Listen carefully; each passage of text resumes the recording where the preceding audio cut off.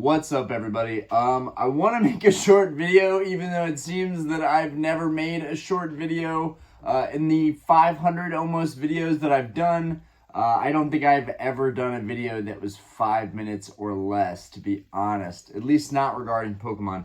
Anyways, guys, this video is auctions of the week, and we're also going to talk a little bit about where the Pokemon market is going. More specifically, the vintage market. In comparison of the modern market, right now modern cards are getting destroyed right now. I've been shocked to look at some of the current prices for what cards are selling for right now. Some beautiful artworks for cards. I know that the Gyarados from Scarlet Violet has been crushed. The Tyranitar has been crushed. The Magikarp has been crushed. The Iono is still staying at the $100 price. The Gardevoir, I thought that was like an $80 to $100 card when that came out. That's now a $50 card, so I feel like that's getting crushed too. They're printing a lot of this stuff, and the same thing is happening with 151. I feel like people are going to get plenty of their pre-orders. I still pre-ordered my stuff anyways. The same with Obsidian Flames, the same with Paldea Evolved, and the same with Scarlet Violet Base. I bought several cases of Scarlet Violet Base, but one thing that frustrates me is every time I pre-order one of these sets, people are always right when they're like, don't FOMO, just wait for the set to drop. Right now on Amazon, you can pick up Paldea Evolved for like $99. Now, I'm not sure if that's, a legitimate booster box. It most likely is. The only boxes I've opened up on this channel with a buddy of mine, he's gotten from Amazon for way cheaper prices than what I've paid. So I'm a little bit frustrated with that. But at the same time, I don't expect that modern product is going to move up very quickly. That's a growth game. It's high risk, high reward. That stuff is going to go up real quick when it comes out, and then it's going to drop, and then it's going to steadily start rising back up. This is super easy to track through the eBay listings. If you just type in key phrases and then look at the graphs that it gives you. We're going to talk about some of the stuff that I'm putting up for auction this week, but I really wanted to just talk about the market and where it's going and my thoughts, maybe some of my regrets.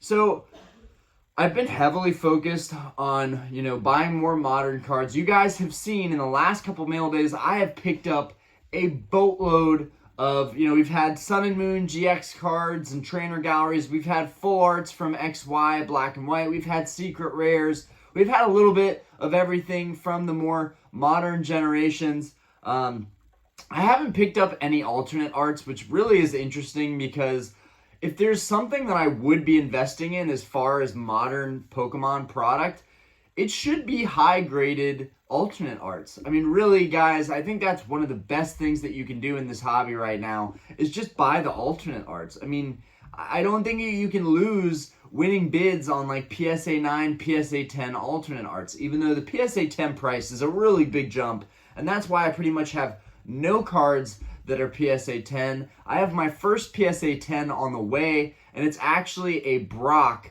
from XY Evolutions, I believe. I'm really happy with it. I think it's going to be a beautiful card to have as a PSA 10, but it's weird that that's my first PSA 10. I paid like $37 for that card, and I was just kind of trying to track it. I didn't think I would actually win, but hey, it's a PSA 10, so I can't really complain about that, and that would be interesting to see where that Brock PSA 10 lands. Is a trainer gallery kind of card, a trainer art card, as opposed to a regular Pokemon card. But one of my regrets is, sure, there could be a lot of growth in the modern product, but as I'm collecting these modern cards, I'm kind of giving up on the crazy search for the grails that I've been going after. And the more I think about it, it's just going to get harder. So many people think that vintage is capped out right now. They think that vintage has hit a ceiling. From my auctions, from what I'm seeing from my auctions, and what I'm seeing from stuff that I'm trying to win and bidding on, that's high dollar cards, the Rayquaza Gold Star, the Pikachu Gold Star, Shining Tyranitar, that's one of the cards that I really need right now, Shining Charizard. from looking at these cards, I only see them going up. From a year ago, in the Pokemon craze, during the pandemic, during the whole thing, I was going after these cards and bidding on them, and they were not the prices that they are today. They were much less than the prices they are today. I mean, everything is relative. When I say much less, I'm not saying that the Shining Tyranitar was half the price it is now. The last bid I saw, I think, was at like 370 for the Shining Tyranitar that I was working on from Neo Destiny, that I was bidding on from Neo Destiny. And I'm not saying that that card was half the price a year ago, you know? I'm not saying that it was $200, $180, but I remember losing auctions on that card and seeing 9s go for 300, 310, 320, and although it's just inching up, it's small movements by cards like that are going to get bigger. The gaps are going to get bigger with how much those cards move up in value. The Shining Tyranitar, I feel like a year ago was around 300, 310, 315 maybe, and a 9. This year, it's almost 400. We're sitting at like 360, 370, and I've pretty much thrown my hands up because I'm not willing to pay these prices that are so different from the previous year. And if that's the direction that Pokemon is headed in, you guys better scramble to get your vintage, myself included. Now, I do have one secret weapon on my side, and that is the fact that, one, I'm selling on eBay now, which was originally just supposed to help me pay debt off on a credit card. But once I got that out of the way, I kind of got more into this whole deal of selling cards. But it's now an outlet that if I do want to liquidate and I want to get some liquidity back really quickly, boom, I just throw it up on auction and I can get my liquidity back. But that's just a tool, more or less. My secret weapon, I guess, for this year is actually going to be an event. It's going to be an event September 16th, I believe. I'm not 100% on that, but Collecticon, which is one of the country's largest collecting conventions. It's going to have it all. It's going to have a ton of Pokemon. It's going to have vendors. It's going to have celebrities. It's going to have guest stars. It's going to have, you know, someone who's going to sing. It's going to be great here in Charlotte, North Carolina. That's where they're doing it. So I'm really, really excited for that. And honestly, this last night, I just thought, you know what? These prices are crazy. And I could buy these cards, but one, I would go into debt with the credit card, and then I'd be making payments on that. And I don't really want to do that. And two, I'd be paying more than I really want to, right? If I buy a Rayquaza in a BGS 9, which is the one that I was looking at, and I was really excited, and a buddy here talked me out of it. But in all honesty, he doesn't even need to talk me out of it. I thought that maybe I could get that card for $4 or $5 grand, and I bet maybe even $6 grand, I could probably get that for cash in person, which is insane to spend on one Pokemon card. But that's the market that we're at, guys.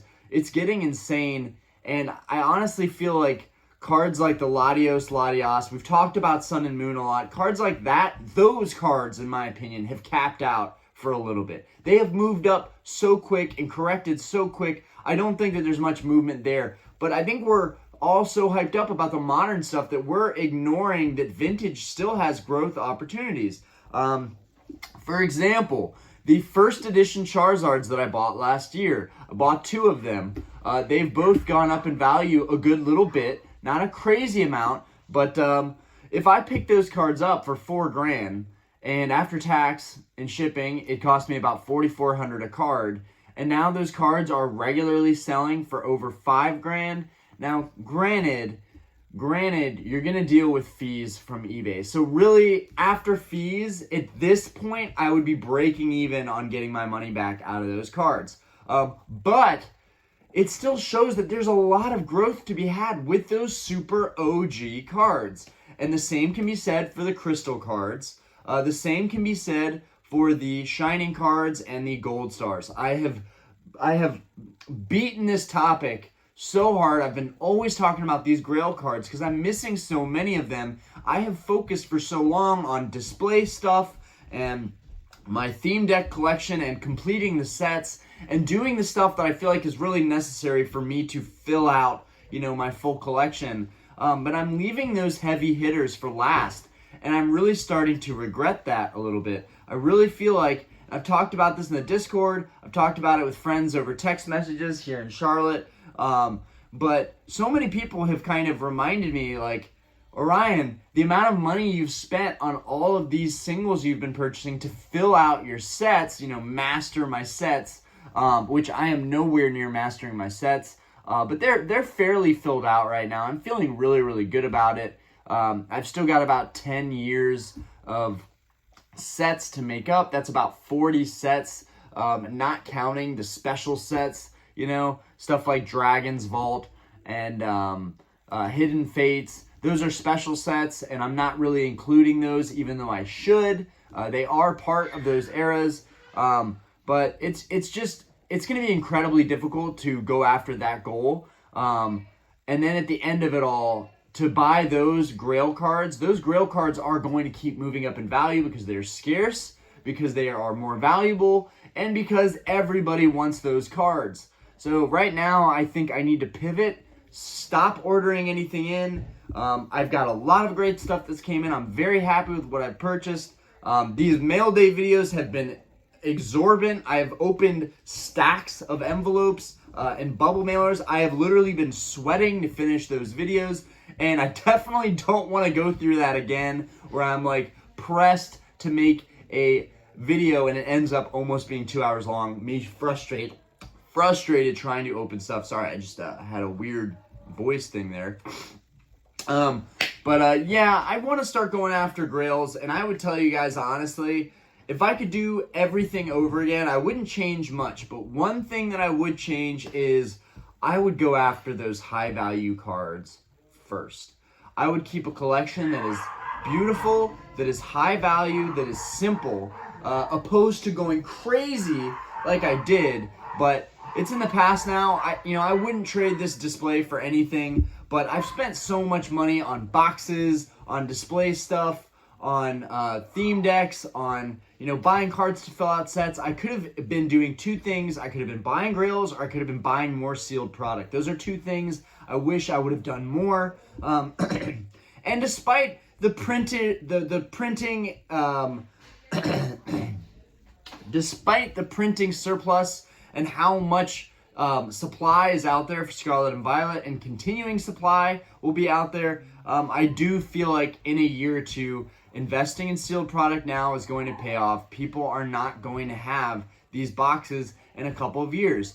Everyone's going to open them, or they're just going to get forgotten. And people are going to end up like me with several cases of it sitting on it for a couple years. But it's kind of like Rudy's story, right? He had the Pokemon bathroom of sealed product that wasn't going anywhere in value. Well, he did very well on that investment. It took a couple years, but he was honest about his mistakes and his failures. And that's something that I'm trying to do more here. And mention that, be open-minded to saying, hey, maybe I messed up. Maybe I was buying, too many lower end cards, but I am a completionist, and so you do have to be true to yourself. But and then another thing is, like, collect what you like too, because lately I've been collecting stuff that I think other people like, that I think is cool, that I think is interesting. I'm trying to get into other stuff, but I keep coming back to the same fundamental thing, which is that I'm obsessed with Charizard, Rayquaza, and Groudon. I'm like, those are the cards that I'm wanting. Those are the Pokemon that I'm wanting most in my collection, multiples of. And Pikachu. I really want that Gold Star Pikachu. But yeah, that's my spiel on the market. I'm not sure what you guys want to do with that or how informative that is. Let's go into some of the auctions we've got going, specifically with some of the Pokemon stuff. So we've got Giovanni's Machamp here. We've got Erica's Dragonair. We've got a beautiful legendary collection reverse Vulpix. It has a tiny dent at the bottom that I've tried to picture on eBay, but yeah, this card's actually going nuts right now.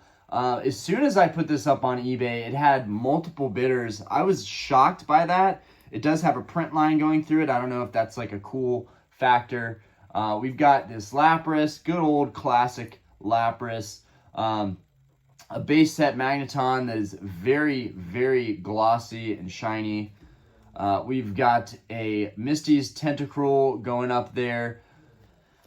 We've got a Rocket's Arbok. We've got a Wigglytuff from Jungle. We've got a is that a Victory Bell? Victory Bell from Jungle. Nidoking, base set. Kangaskhan, Jungle. A lot of bulk, old hollows. Rockets, what is that? Sneak Attack. Rockets, Sneak Attack. Another reverse hollow, which this one is getting attention too. I feel like part of me is going to regret letting these go, considering that the Legendary Collection is not a set that I've been working on, which I can't say I've completed the WOTC era stuff if I haven't gone for Legendary Collection. So I've bindered my base 2 collection, so I feel good about that because I was ignoring that for a while. But I really need to go after the Legendary Collection set.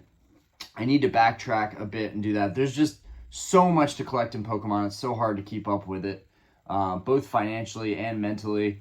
We've got Magneton here, and I can't even imagine, people that are also getting into Japanese cards right now. Like, I can't imagine being interested in buying English stuff and Japanese stuff at the same time and getting a double whammy of spending financially. We've got this Tyranitar. That's Paldea Evolved. That's going out. We've got a Pop Series 2 Tauros. That guy's pretty cool.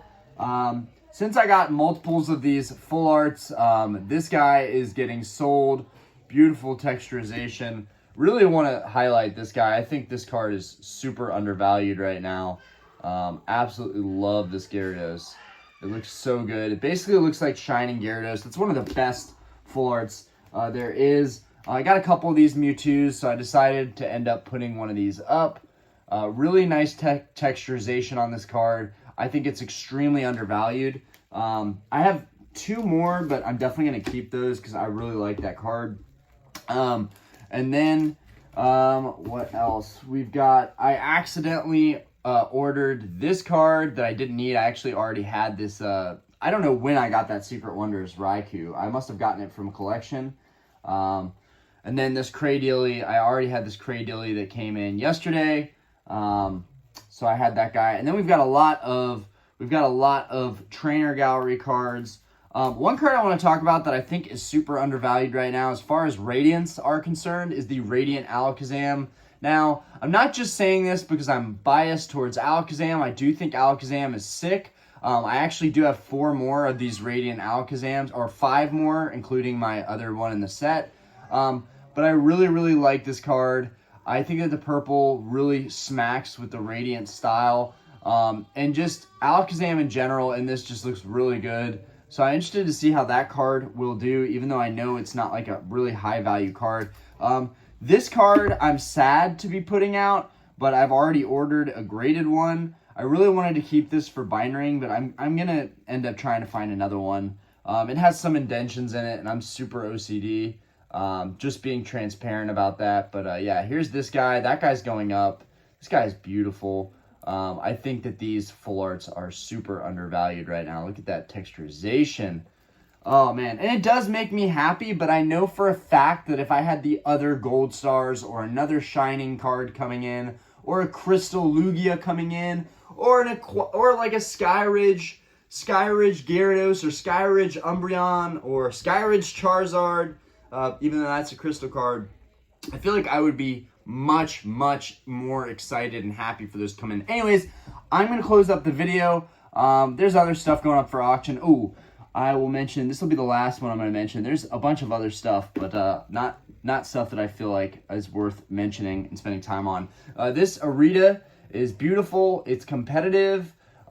It's pretty well-centered, other than the fact that it's a little short on the top. And it has literally no wear at all. I'm hoping that this card can at least hit like $30 in auction, but who knows. The last one, I want to say sold for like $29, which I'm really happy about because that's more than what I paid for it. And I got these in a huge bulk deal collection. So, oh, and one last thing, one update on that. So you guys might not remember, but I went to a local card shop and I did this video that was really, the camera was facing down into a box and I had all the cards stacked out, and I actually had to make it a 2-part video because my phone died. But that collection costed me $600, and I added up my eBay payments for everything that I sold from that collection, and it was $440 after fees, taxes, and shipping.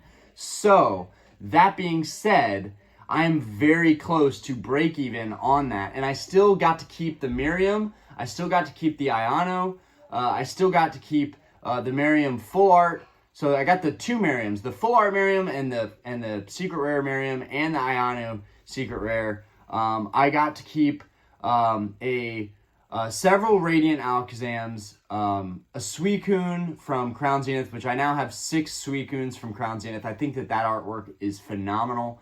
But right now I'm doing pretty well on that stuff, and I have a lot of stuff here that's all a part of that box that I bought to sell, and I still have more stuff sitting here to sell from that. So I really am thinking that I'm about to actually make some money off buying this box from the shop. And they texted me yesterday and said that they have 100 new cards in that somebody brought in one collection sale. So I'm really excited. I'm going to go and check them out today. It's my day off, so I'm actually going to go check them out. I'm hoping we can do a live tonight. I'm thinking we'll do like a live discussion, and I still have to get a mystery mail day video done as well because I have more mail here to do. I just wanted to space it out a little bit since I just did 3 mail day videos. So that's auctions, talking about the market, talking about my regrets, my tips, things I wish I would have done differently. Anyways, guys, thank you for watching the channel and supporting me.